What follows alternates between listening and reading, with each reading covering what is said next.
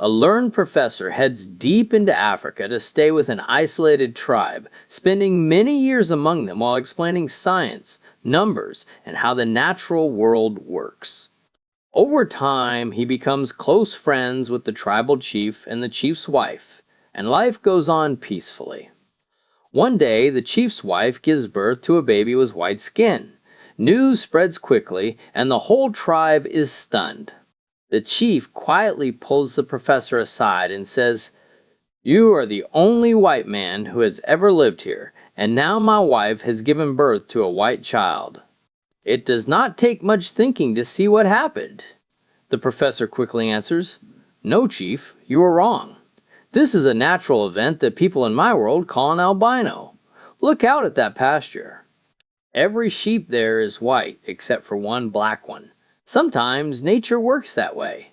The chief thinks for a long moment, then finally replies, "Tell you what, you don't say anything more about that sheep, and I won't say anything more about the white kid."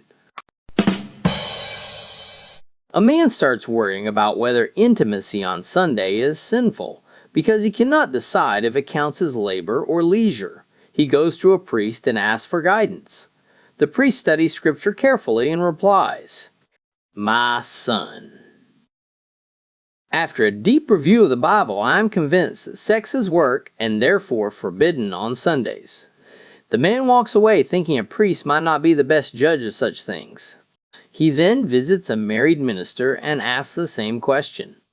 The minister answers without hesitation, "Sex is work and not meant for the day of the Lord."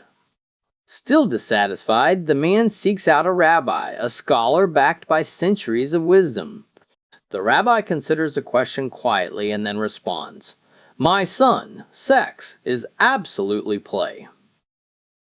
The man is confused and asks how the rabbi can be so sure when others insist it is work.